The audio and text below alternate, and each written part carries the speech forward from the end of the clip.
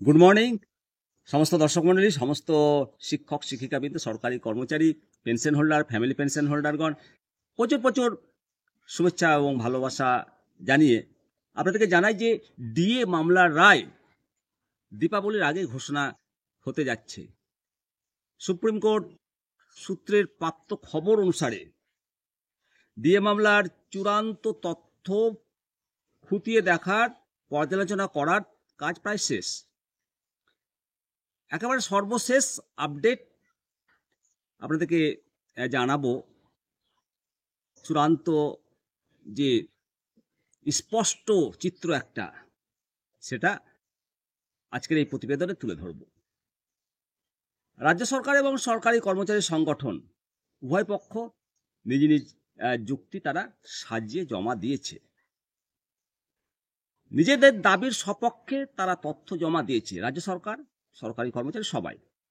দীর্ঘদিন শুনানির পর ডিভিশন বেঞ্চ চূড়ান্ত রায় লিখার কাজ করছে। আদালতের আভ্যন্তরীণ সূত্রের খবর, মাননীয় বিচারপতিগণ এই বিষয়ে আর তারা দেরি করতে রাজি নয়, তারা দেরি করতে আর চায় না। জানা গেছে 20 অক্টোবর থেকে 25 অক্টোবর পর্যন্ত সুপ্রিম কোর্ট ছুটি থাকবে। সেজন্য তার আগেই রায় ঘোষণা করতে চলেছে সুপ্রিম কোর্ট। তারা আর দেরি করতে চান না। এই মামলার রায় ঘোষণা হওয়ার সঙ্গে সঙ্গেই একটা বিশাল পরিবর্তন আসছে। সেই পরিবর্তন মোকাবিলা করার জন্য রাজ্য সরকারও প্রস্তুতি নিচ্ছে। এই মামলায় রাজ্য সরকারের বিপক্ষে যদি রায় যায়, তাহলে বিপুল আর্থিক বোঝা চাপবে রাজ্য সরকারের ঘাড়ে। সেই জন্য নবান্নের অভ্যন্তরেও প্রস্তুতি শুরু হয়েছে বলে খবর।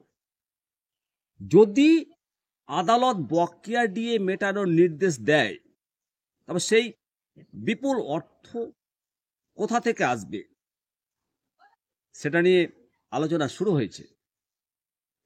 ইতিমধ্যেই আলোচনা শুরু হয়ে গেছে এবং রাজ্য সরকার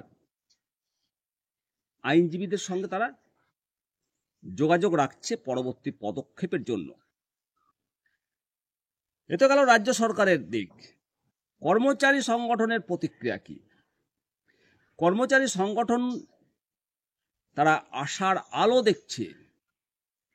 তারা দীর্ঘদিন ধরে কেন্দ্রীয় হারে ডিএ পাওয়ার জন্য আন্দোলন চালিয়ে আসছে।